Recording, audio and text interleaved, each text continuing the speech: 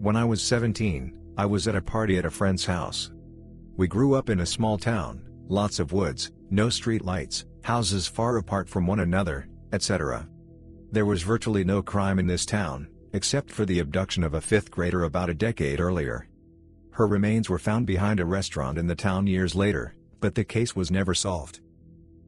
My friends and I had been drinking all night, so I didn't want to drive home.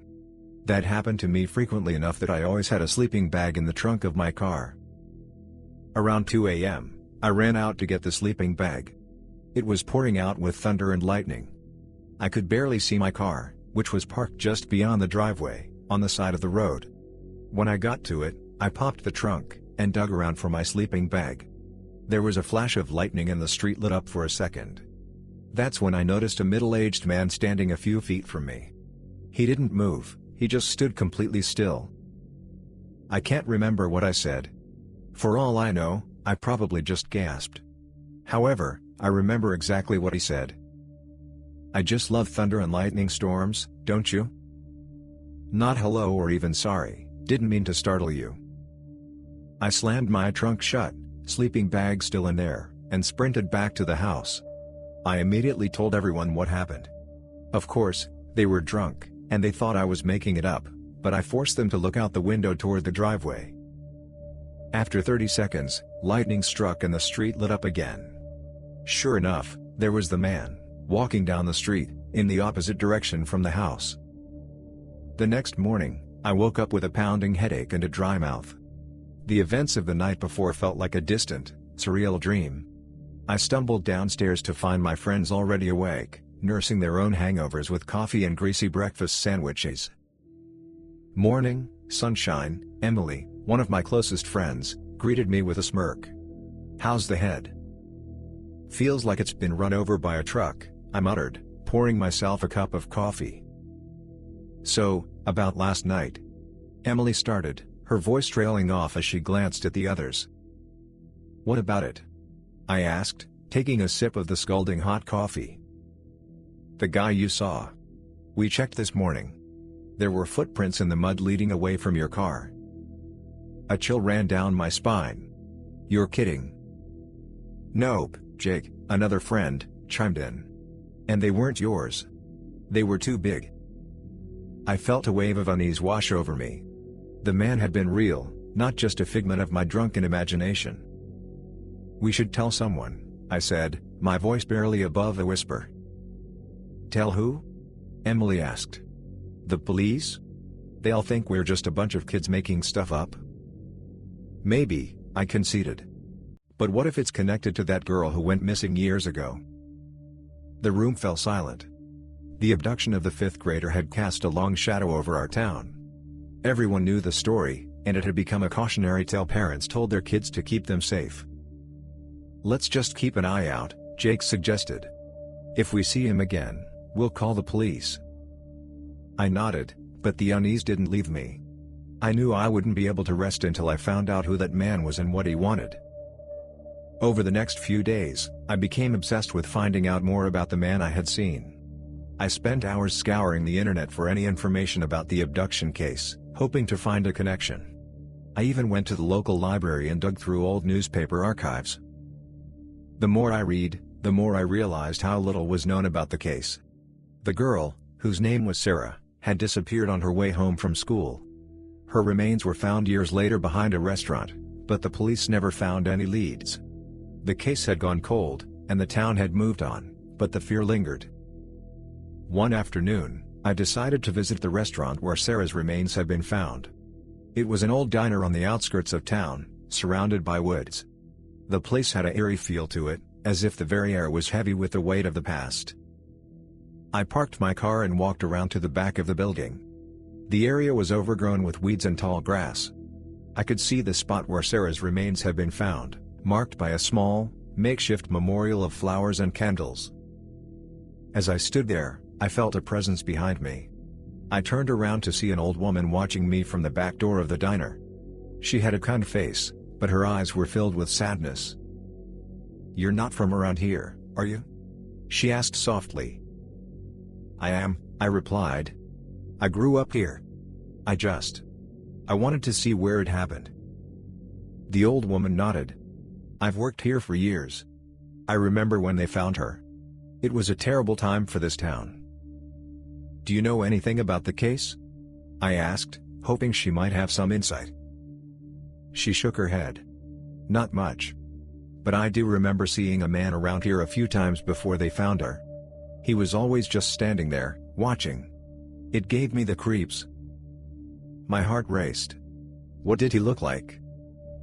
Middle-aged, tall, always wore a dark coat. He had a strange way about him, like he was hiding something. It sounded like the man I had seen. I thanked the old woman and left, my mind racing with possibilities. Over the next few weeks, I became more and more paranoid. I started seeing shadows where there were none, hearing footsteps when no one was there. I couldn't shake the feeling that I was being watched. One night, as I was walking home from a friend's house, I felt that familiar chill down my spine. I turned around, but there was no one there. I quickened my pace, my heart pounding in my chest.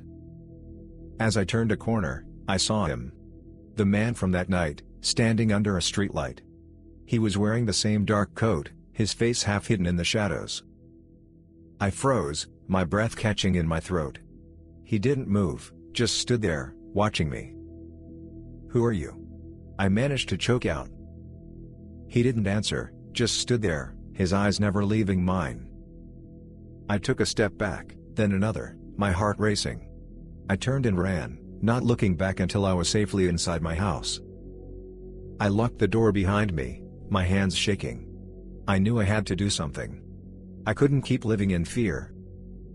The next day, I called my friends and told them what had happened. They were shocked, but they believed me. We decided to come up with a plan to catch the man and find out who he was. We set up a stakeout near the spot where I had seen him the night before. We took turns watching, armed with walkie-talkies and flashlights. We were determined to catch him and put an end to this once and for all. The first few nights were uneventful. We saw nothing but the occasional car driving by. But on the fourth night, as I was taking my shift, I saw him. He was standing in the same spot, under the same streetlight. I radioed my friends, my voice shaking. "He's here," I whispered. They came running, flashlights in hand. We surrounded him, our hearts pounding. "Who are you?" I demanded, my voice steady this time. He looked at us, his eyes cold. "You shouldn't have come looking for me," he said softly. Before we could react, he turned and ran, disappearing into the woods. We chased after him, but he was too fast. We lost him in the darkness. We spent the rest of the night searching the woods, but we found no sign of him. As the sun began to rise, we decided to call it quits and head home. As we walked back to our cars, we noticed something in the mud. It was a small, metal object, half buried in the dirt. I picked it up and brushed it off. It was a locket, tarnished and worn. I opened it, and my heart stopped. Inside was a picture of Sarah, the girl who had been abducted all those years ago. We knew we had to take it to the police. We drove straight to the station, our minds racing with possibilities. The police took the locket and listened to our story. They promised to look into it, but we could tell they were skeptical. We left the station feeling defeated, but we knew we had done the right thing. Days turned into weeks, and we heard nothing from the police. We tried to move on, to forget about the man and the locket, but it was impossible. The fear and uncertainty hung over us like a dark cloud. One day, as I was walking home from school, I saw a police car parked in front of my house. My heart raced as I approached. The officer inside rolled down his window. "Are you the one who found the locket?" he asked. I nodded, my mouth dry. "We need to talk," he said, his voice grave. I followed him inside, my mind racing. He sat me down and told me what they had found. The locket had belonged to Sarah. It had been a gift from her grandmother, and she had been wearing it the day she disappeared. The police had traced it back to a man who had lived in our town years ago. He had been a suspect in the case, but they had never been able to prove his involvement. The man had disappeared shortly after Sarah's remains were found. He had been living off the grid, moving from town to town, always one step ahead of the police. But now, they had a lead. They had found a pattern in his movements, a trail that led them straight to our town. The police set up a sting operation, using me as bait. They believed the man was fixated on me, that he saw me as a replacement for Sarah. They wanted to catch him before he could strike again. I was terrified, but I knew I had to do it. I couldn't let him hurt anyone else. We set up the operation in the woods where we had last seen him. I stood under the streetlight, my heart pounding in my chest. I could feel the weight of the police watching from the shadows, ready to pounce. I waited for what felt like hours, my breath visible in the cold night air. Then, I saw him. He emerged from the woods, his eyes locked on mine. "You shouldn't have come looking for me," he said softly, his voice sending a chill down my spine. "Why did you do it?" I asked, my voice steady. "Why did you take Sarah?" He smiled, a cold, eerie smile. "She was special. Just like you." Before he could say more, the police emerged from the shadows, guns drawn. He tried to run, but they were too fast. They tackled him to the ground, cuffing his hands behind his back. As they led him away, he looked back at me, his eyes filled with a chilling intensity. "This isn't over," he said softly. The man was arrested and charged with Sarah's abduction and murder. The town breathed a sigh of relief, the dark cloud that had hung over us for so long finally lifting. But for me, the fear remained. I couldn't shake the feeling that he was still out there, watching, waiting. I tried to move on, to live my life, but the fear was always there, lurking in the shadows. I knew I would never be truly free until he was gone for good. Years passed, and the man was sentenced to life in prison without the possibility of parole. The town moved on, the memory of Sarah and the fear she had left behind fading into the past. But for me, the fear remained. I knew I would never be truly free until he was gone for good. One day, I received a letter in the mail. It was from the man, written from his prison cell. It was short, just a few lines, but it sent a chill down my spine. "I'll be seeing you soon," it read. I knew then that it would never be over. The fear would always be there, lurking in the shadows, waiting for me. But I also knew that I would never let it control me. I would live my life, free and unafraid, no matter what the future held. And so, I moved on, the memory of that night and the man who had haunted me fading into the past. But I knew, deep down, that he was still out there, watching, waiting. And I would be ready, no matter what came my way. On the night of September 10, 2001, I had a couple of very vivid dreams. The kind where you were half awake and almost daydreaming. In the first one, I don't remember how it started, but I saw an airplane crash into a huge metal structure with a lot of windows. To be honest, I thought it was a train, but I was confused because it wasn't lying flat on the ground like a train. I then heard screams and they were so real to me that they woke me up. I was sweating and panicked. It took me about an hour to calm down and fall asleep. Then, I had the exact same dream again and it woke me up again at the exact same moment and those screams sounded just as real.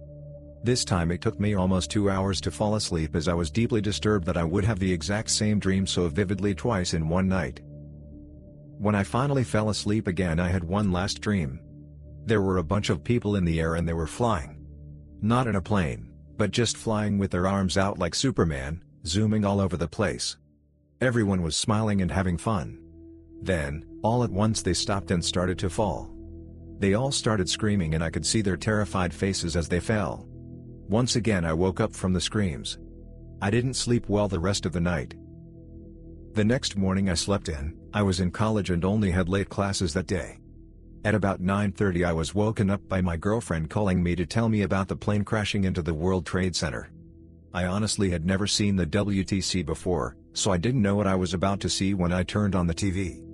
All the pieces from my dreams the night before seemed to come together in this one event. It was horrible. I am being completely honest here and have not embellished one bit. I really wish this wasn't true. It troubled me so deeply that I couldn't finish the semester at school and failed and dropped out of most of my classes even though it was my senior year and I was getting ready to graduate. I have tried to get over this for years, but I still have horrible guilt and nightmares about it. The days that followed were a blur. The world seemed to move in slow motion, as if every moment was stretched out in a surreal haze. The images on the television screen were etched into my mind, a constant reminder of the dreams that had haunted me the night before. I couldn't escape the feeling that I had somehow been connected to the tragedy, that my dreams had been a premonition of the horrors to come. My girlfriend, Emily, tried her best to comfort me, but I could see the worry in her eyes. She knew something was deeply wrong, but she didn't know how to help. I spent hours staring at the TV, watching the same footage over and over again. The planes crashing into the towers, the people jumping from the windows, the clouds of dust and debris as the buildings collapsed. It was like a never-ending nightmare, and I couldn't wake up. I tried to go back to class, to pretend that everything was normal, but it was impossible. Every time I closed my eyes, I saw the faces of the people in my dreams, their screams echoing in my mind. I couldn't concentrate on my studies, and my grades began to suffer. My professors were understanding at first, but as the weeks went by, their patience wore thin. I was failing, and there was nothing I could do to stop it. Emily suggested that I talk to a therapist, but I was too ashamed to admit that I needed help. I didn't want to be seen as weak or crazy. I thought I could handle it on my own, but I was wrong. The nightmares continued, and I began to lose weight. I couldn't eat, couldn't sleep, and I was constantly on edge. I felt like I was losing my mind. One night, as I lay in bed, staring at the ceiling, I heard a soft knock on the door. It was Emily, her eyes filled with concern. She sat down next to me and took my hand. "You need to talk to someone," she said softly. "You can't keep going on like this." I looked at her, feeling a wave of gratitude and love. She was right. I needed help. I couldn't do this alone. The next day, I made an appointment with a therapist. Her name was Linda Harris, and she specialized in trauma and anxiety. I was nervous, but I knew I had to do something. Harris's office was warm and inviting, with soft lighting and comfortable chairs. She greeted me with a kind smile and invited me to sit down. I took a deep breath and began to tell her about my dreams, about the night of September 10th, and about the guilt that had been consuming me ever since. She listened patiently, her eyes filled with empathy. When I finished, she leaned forward and said, "What you're experiencing is not uncommon. Many people have premonitions or vivid dreams that seem to predict future events. It doesn't mean you're responsible for what happened. You need to understand that these dreams were not a burden for you to carry, but a message that you couldn't have interpreted at the time." Her words were like a balm to my soul. For the first time in weeks, I felt a glimmer of hope. Harris suggested that we try a technique called EMDR, eye movement desensitization and reprocessing, to help me process the trauma. I was skeptical at first, but I was willing to try anything. Over the next few weeks, I met with Harris regularly. We worked through my dreams, my guilt, and my fear. Slowly but surely, I began to feel better. The nightmares became less frequent, and I started to sleep through the night. I even found the strength to go back to class and finish the semester. Emily was by my side every step of the way, her unwavering support a constant source of strength. She helped me study, cooked meals when I was too tired to eat, and held me when the nightmares returned. I don't know what I would have done without her. As the months passed, I began to see the world in a different light. I realized that life was precious and fragile, and that every moment was a gift. I decided to change my major to psychology, hoping to one day help others who had experienced trauma. It was a big decision, but it felt right. Years later, I graduated with a degree in psychology and went on to get my master's. I opened a private practice, specializing in trauma and anxiety, just like Harris. I wanted to give back, to help others find their way out of the darkness, just as she had helped me. But the memories of that night in September never truly left me. They were a part of who I was, a reminder of the journey I had taken. I learned to accept them, to see them as a gift rather than a curse. They had led me to a path of healing and understanding, and for that, I was grateful. One day, as I sat in my office, a young woman walked in. Her eyes were filled with the same fear and confusion that I had seen in my own reflection so many years ago. She told me about her dreams, about the nightmares that kept her awake at night, and about the guilt that consumed her. I listened, my heart aching for her. I knew exactly how she felt. I took her hand and said, "You're not alone. We'll get through this together." And in that moment, I knew that my journey had come full circle. I had found my purpose, my calling, and I was ready to help others find theirs. The years passed, and I continued to work with clients, helping them overcome their fears and traumas. I married Emily, and we started a family. Our life was filled with love and laughter, and the shadows of the past began to fade. But I never forgot the lessons I had learned, the strength I had found, and the journey that had led me here. One night, as I lay in bed with Emily by my side, I thought back to that fateful night in September. The dreams, the screams, the terror. It had all seemed so real, so overwhelming. But now, looking back, I saw it as a turning point, a moment that had changed the course of my life. I turned to Emily and whispered, "Thank you." She smiled and took my hand, her eyes filled with love. "For what?" she asked. "For being there for me," I said. "For never giving up on me." She squeezed my hand and said, "Always." And with that, I closed my eyes and drifted off to sleep, the nightmares of the past replaced by dreams of a brighter future. A future filled with hope, love, and the promise of a new beginning. 4 years had passed since that fateful night when I first encountered the featureless form. Life had moved on, and we had settled into our new home, a place that was supposed to be a sanctuary of warmth and security. But the memories of that night lingered, like a shadow that refused to dissipate. The house was a 2-story structure, nestled in a quiet suburban neighborhood. It had a large yard, perfect for playing and hosting friends. My sister and I loved spending time outdoors, riding bikes, and playing with her electric Barbie Jeep. The basketball hoop in the driveway was a favorite spot, where we would spend hours trying to outdo each other with trick shots and high bounces. One evening, as the sun began to set, I was cleaning up after a day of play. The bikes were leaned against the garage wall, and the Barbie Jeep was parked neatly by the side door. I had gathered everything except for the basketball, which lay forgotten in the driveway. I walked back to retrieve it, the cool evening air brushing against my skin. As I approached the basketball, I decided to have a bit of fun. I threw the ball down as hard as I could, watching it soar high into the air. I caught it on the rebound and repeated the motion, feeling a sense of satisfaction with each successful catch. The sound of the ball hitting the pavement echoed through the quiet neighborhood, a rhythmic thud that seemed to match the beat of my heart. On the final bounce, as the ball reached its apex, my eyes followed its trajectory. But as it began to descend, my gaze was drawn to something else. Crouched on the gutter of my roof, about 10 feet in front of me, was a figure. It was the same featureless form I had seen years ago. My heart skipped a beat, and the basketball soared over my head, landing with a soft thud in the bushes behind me. The figure stood up, its movements fluid and airy. It turned around and walked up the steep slope of the garage roof as if it were nothing, then disappeared down the other side. There was no sound, no indication that it had ever been there. I stood frozen, my breath caught in my throat. The memory of the first encounter flooded back, and I felt a chill run down my spine. I never saw anything like him again, and I don't care to. But that night, the fear was as real as it had been 4 years ago. The days that followed were a blur. I tried to push the encounter out of my mind, focusing on school and my friends. But the image of the featureless form lingered, haunting my dreams and invading my thoughts during the day. I found myself jumping at shadows, startled by the slightest noise. My parents noticed the change in my behavior. They attributed it to the stress of moving to a new house and starting a new school.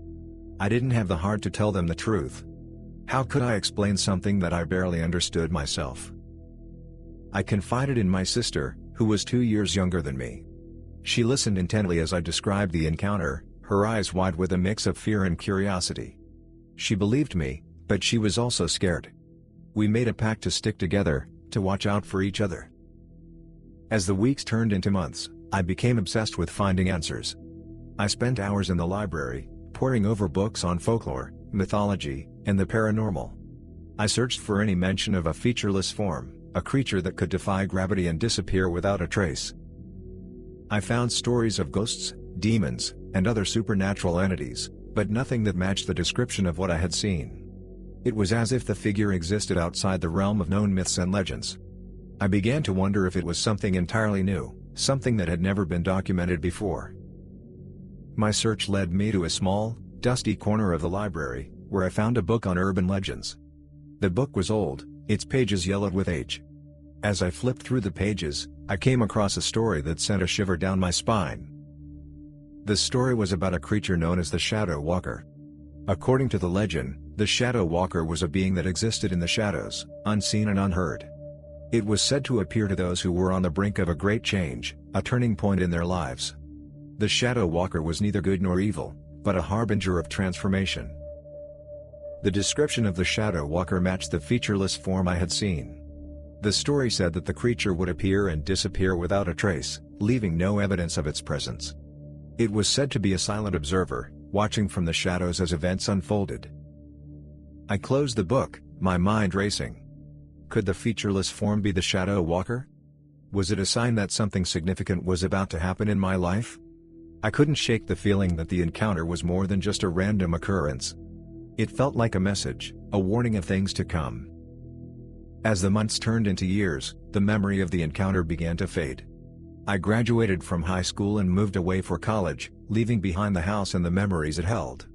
I thought I had left the featureless form behind, but I was wrong. One night, as I walked back to my dorm after a late-night study session, I felt a familiar chill. I looked up and saw the featureless form standing on the roof of the dormitory, its silhouette stark against the moonlit sky. I froze, my heart pounding in my chest. The figure stood still for a moment, then turned and disappeared into the night. I stood there, shaking, as the reality of the situation sank in. The featureless form had followed me. It was still watching, still waiting. I rushed back to my dorm room, my mind racing. I couldn't escape the feeling that the figure was trying to tell me something, that it was a sign of things to come. I spent the night tossing and turning, unable to sleep. The next day, I received a phone call from my mother. She told me that my sister had been in an accident. She was in the hospital, her condition critical. I rushed home, my heart heavy with worry and fear. As I sat by my sister's bedside, I couldn't help but think about the featureless form. Was it a warning? A sign that something terrible was about to happen? I felt a sense of guilt, as if I had somehow failed to protect her. My sister recovered, but the experience left a lasting impact on both of us. We became closer, our bond strengthened by the shared trauma. We talked about the featureless form, about the Shadow Walker, and about the meaning behind its appearances. Years passed, and I graduated from college, started a career, and built a life for myself. But the memory of the featureless form never left me. It was a constant presence, a shadow that followed me wherever I went. I began to see the figure more frequently, always in the same way. It would appear on rooftops, its silhouette stark against the sky. It never made a sound, never left a trace. It was as if it existed in a world parallel to mine, watching and waiting. I started to document my encounters, keeping a journal of every sighting. I noted the date, the time, and the circumstances surrounding each appearance. I looked for patterns, for any clue that might explain the figure's presence. As I delved deeper into my research, I discovered that I was not alone. Others had seen the featureless form, the Shadow Walker. They described it in the same way, a silent observer that appeared and disappeared without a trace.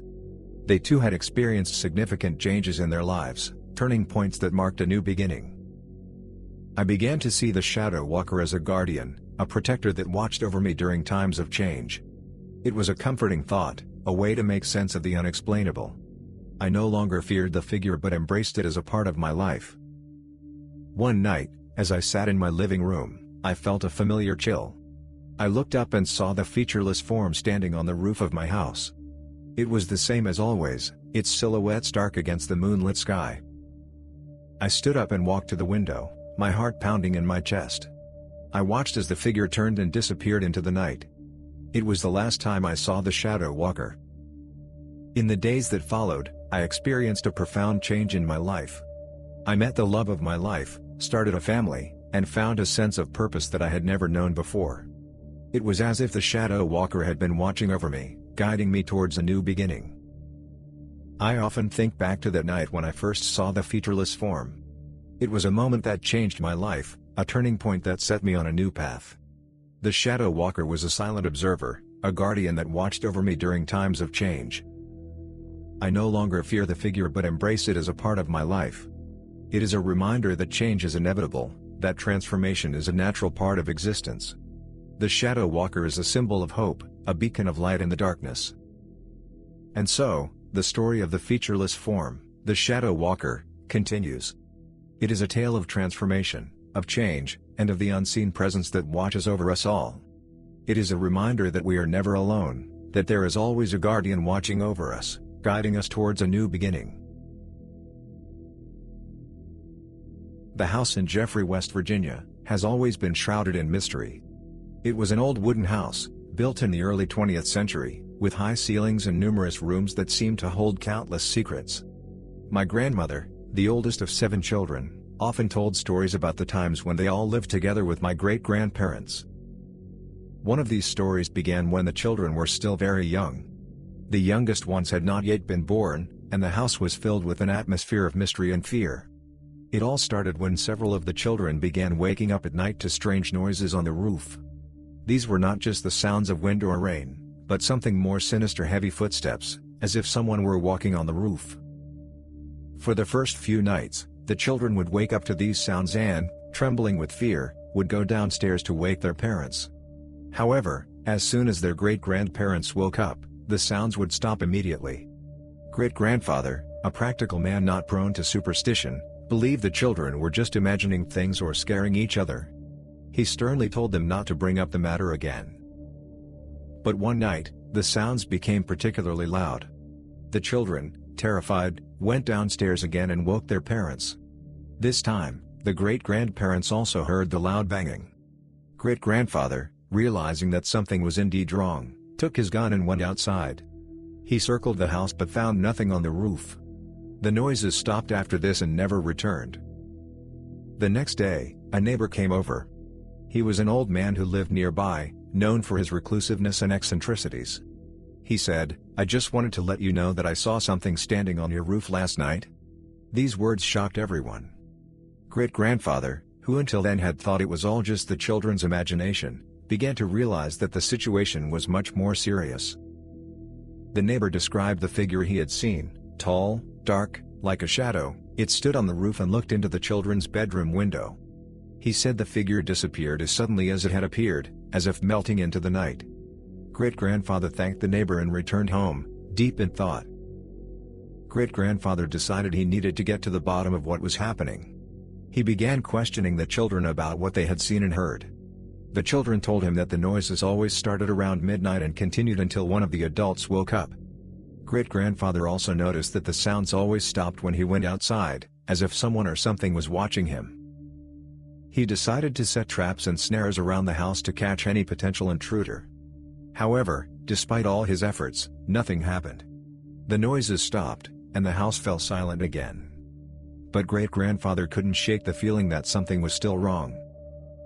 Great-grandfather decided to turn to the local elders who might know more about the house and its history. He learned that the house was built on the site of an old cemetery where victims of an epidemic that had devastated the town many years ago were buried. It was said that the souls of the dead still wandered these places, unable to find rest. One of the elders told great-grandfather a legend about a ghost that supposedly haunted the house.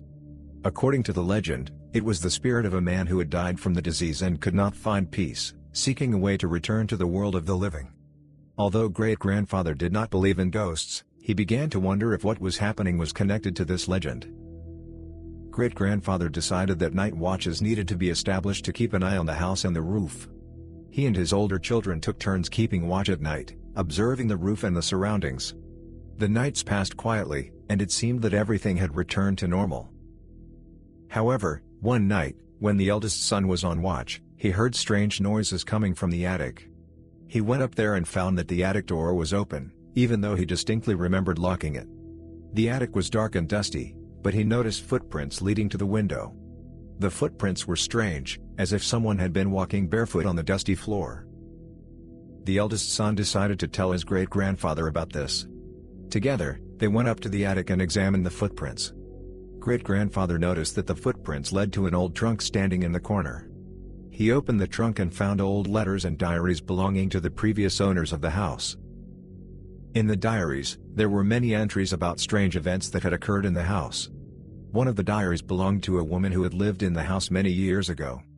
She wrote about seeing a ghost that walked on the roof and looked in the windows. The woman was convinced that it was the spirit of her deceased husband, who could not find peace. Great-grandfather and his son continued to read the diaries and letters. They learned that the woman had tried to help the spirit find peace, but all her attempts were in vain. She wrote that the spirit continued to return, and she feared it would never rest. Great-grandfather decided that he needed to try to help the spirit find peace. He turned to the local priest, who agreed to perform an exorcism.